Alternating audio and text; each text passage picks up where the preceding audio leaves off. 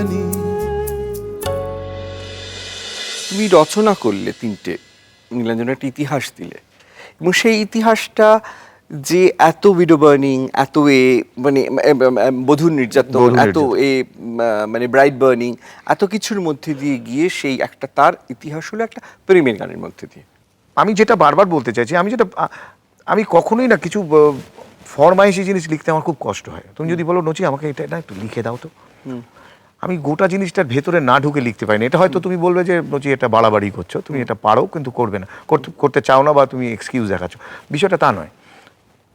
তুমি যদি ঠিক নীলাঞ্জনার মতোই অথেন্টিক কিছু চাও আর কি আমার কাছ থেকে, তাহলে আমাকে ওই জীবনটা তোমাকে দিতে হবে।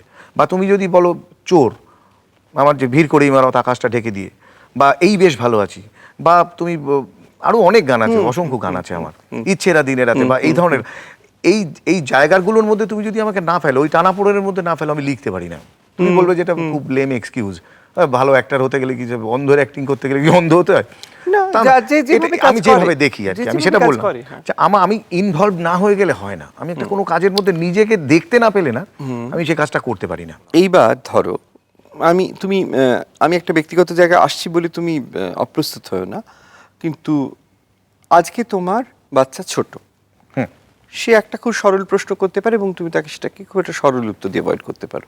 একদিন সে বড় হবে, এরপর যদি সে সত্যি বলে তোমাকে কোনোদিন এসে যে বাবা নীলাঞ্জনা কে ছিল, ও যদি জানতে চায় নীলাঞ্জনা বলে কেউ ছিল কিনা, নীলাঞ্জনা কে, হ্যাঁ, কারণ নীলাঞ্জনা আমি বলে দেবো যে নামটা বলে দেবো তখন তাকে।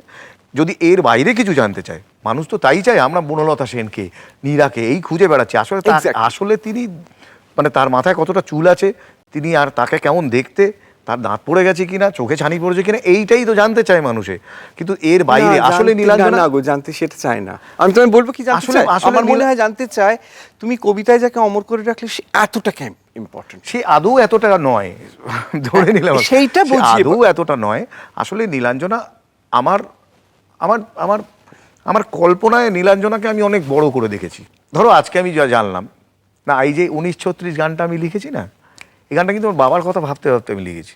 আমার বাবাকে সারা জীবন দেখেছি আমি, সে একটা রিজু লোক, সে খুব সারাক্ষণ ভুরু কুচকে থাকতেন, চিন্তায় থাকতেন। আমাদের বড় ফ্যামিলি ছিল, তা কী করে তার বিশাল দায়িত্ব ছিল। তা আমি একদিন শুয়ে শুয়ে ভাবছি যে আমরা তো এতদিন পার হয়ে গেল, যদি আজকে জানতে পারি বাবার একটা প্রেম ছিল, হ্যাঁ, তাহলে আমার কি হবে, আমি কিভাবে নেব?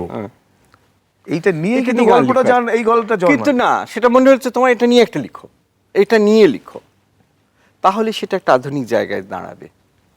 আজকের সন্তান তার বাবা মার একটা অ্যাফেয়ার, যেটা কিভাবে অ্যাফেয়ারটা তার, হ্যাঁ, নেসেসারিলি তার বাবা মার নয়, তার বাবা বা মার একটা অন্য কারোর সঙ্গে অ্যাফেয়ার, সে কিভাবে নেবে, হ্যাঁ, কিভাবে নেবে, বা এটা দিয়ে পথ দেখানো হবে। তুমি নতুন কি ছবি করছো? দাঁড়াও, এবারে অনেকক্ষণ এসব হচ্ছে, এবার নৌকাডুবি করছি, নৌকাডুবি নিয়ে লিখতে শুরু করলাম, কারণ আমার মনে হলো, কারণটা বলবো কেন। আর নৌকাডুবি রবীন্দ্রনাথের খুব মানে নিকৃষ্ট উপন্যাস বলা হয়, ওটা নাকি ওর সবথেকে খারাপ উপন্যাস, কাঁচা টাঁচা। আমার মনে হয় এখন যে আমরা কাঁচা হলেও মেইন স্ট্রিম ছবি আস্তে আস্তে আস্তে আস্তে যে কতগুলো গতানুগতিক ফর্মুলার উপরে এসে দাঁড়িয়ে আছে। কারণ মেইন স্ট্রিম ছবি না বাঁচলে আমাদের ছবিটা বাঁচবে না নচি। মেইন স্ট্রিম ছবি একটা ইন্ডাস্ট্রি দেয়, আমি সেই ইন্ডাস্ট্রি তখন পরীক্ষা করতে শিখি। আমি তোমার লাস্ট একটা ইন্টারভিউ শুনছিলাম তোর সাথে, তাতে এই কথাগুলো উঠে এসেছে। এটা খুব ইম্পর্টেন্ট জিনিস। ফলে মেইন স্ট্রিম ছবিকে যদি কোনো রকম ভাবে পাওয়ার দিতে হয়, সাপোর্ট সকলের চেষ্টা করা উচিত। এক্স্যাক্টলি। আচ্ছা, তুমি কখনো ভাবো না তুমি পলাতকের মতো একটা ছবি করবে? পলাতকের মতো ছবি করতে আমার ইচ্ছে করবে খুব, কিন্তু আমি আমার কারণে বলছি, কারণ গান মানে ছবিটাতে গান একটা বিশাল না, আমার খুব গানের ছবি করতে কিন্তু ইচ্ছে করে।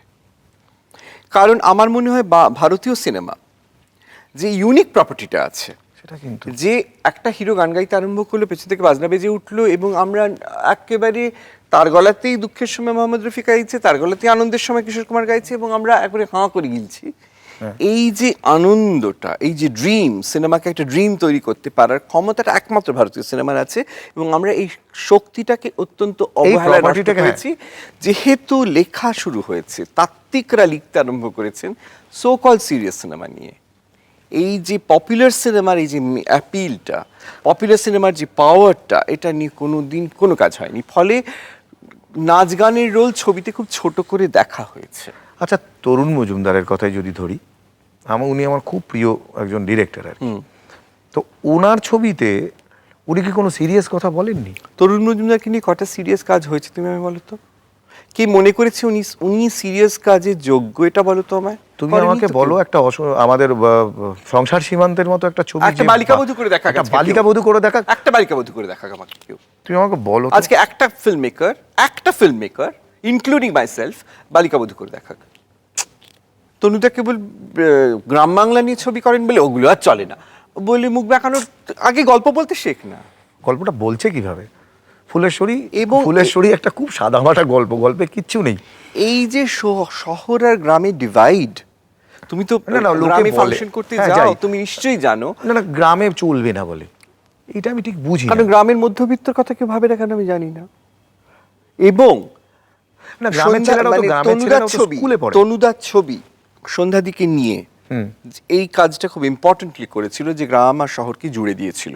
শহরে বসে যে আমার গ্রামের একটা রোম্যান্টিসাইজ চেহারা দেখতে ইচ্ছে করতে পারে। চিরকাল তো শহরকে গ্ল্যামারাইজ করা হয়, হ্যাঁ, এই যে তনুদা যে গ্রামকে গ্ল্যামারাইজ করেছিলেন, এবং সেখানে ফুলেশ্বরী, সেখানে মানে সন্ধ্যাদিকে প্লেস করছেন এক একটা চেহারা, এবং সন্ধ্যাদি অবলীলায় একটা জায়গা তৈরি করছেন। এইটা শুরু না হলে সন্ধ্যা রায় যখন কাঁধে বাঁক নিয়ে বাবা তারকনাথ করলেন, তারপরে সব মেয়েরা তারক মানে মেয়েদের মেয়েরা একটা যেত নতুন না, মূর্তি right, তৈরি হতো ঠিকই না। বলেছো। এটা হতো না, মেয়েরা বেরোতো এই না পথটা তাহলে। তৈরি হয়েছিল তনুদার ছবি দিয়ে। কারণ উনি তখন ওই সন্ধ্যাদিকে icon ওই জায়গাটা হ্যাঁ। দেওয়া, যে একটা গ্রাম থেকে আসা সব মেয়েদের প্রতিভূ সন্ধ্যাদি, রাইট। এত ইম্পর্টেন্ট জায়গা তনুদার ছবি ছাড়া হতো না। এইগুলো নিয়ে সোশ্যাল হিস্ট্রি লেখা হবে না, লেখা হবে না কেন? যেই লেখা হবে তখন কেবলমাত্র সত্যজিৎ, মৃণাল, ঋত্বিক এই তিনটে জায়গায় আটকে যাবে। কেন হবে না? কেন হবে না আমি জানি না কেন হবে না। কিন্তু এটা যে একটা জেনুইন জায়গা, এটা নিয়ে যে কেউ কথা বলে না। পপুলার সিনেমাকে যে চিরকাল, আমার কাছে অপর্ণা সেন যত ইম্পর্টেন্ট ফিল্ম মেকার, ঠিক তত ইম্পর্টেন্ট নায়িকা। আমরা রোম্যান্স বুঝতে শিখেছি ওর ছবি দেখে, কিরম করে তাকাতে হয়, কিরম করে হাসতে হয়, কি দেখ কেন উত্তম কুমার ওকে দেখে মোহিত হন, এটা আমরা রিনাদিকে অভিনেত্রী হিসেবে দেখে শিখেছি। আমার কাছে তার নায়িকা হিসেবে ভূমিকা একটুও কম নয়।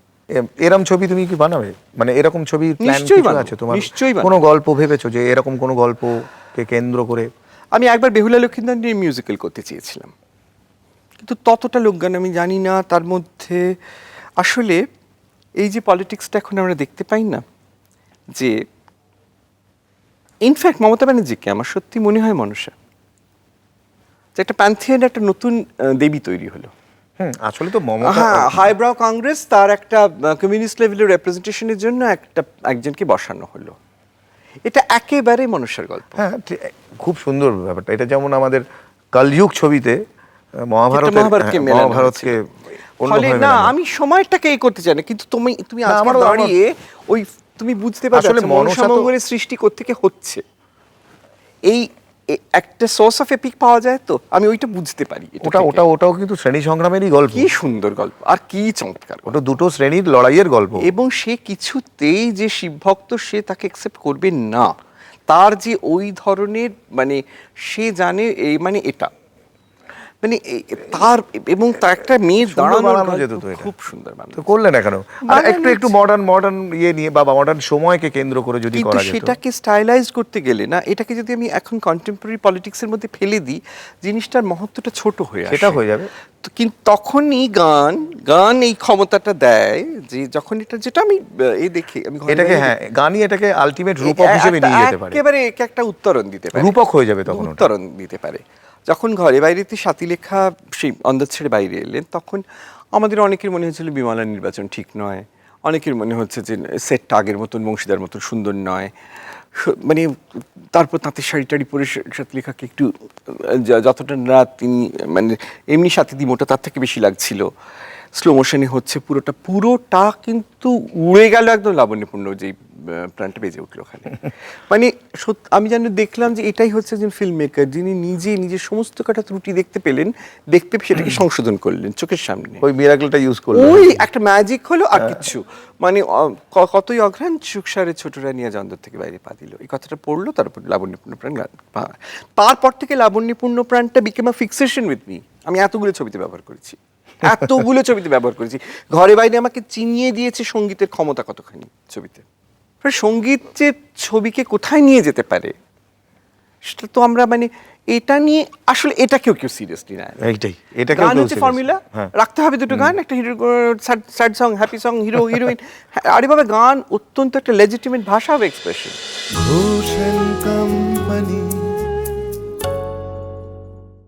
স্টার জলসার প্রিয় শো দেখার জন্য সাবস্ক্রাইব করুন আমাদের ইউটিউব চ্যানেলে এবং আপডেটেড থাকার জন্য প্রেস করুন বেল আইকন। চলো চলো চলো চলো পাল্টাই।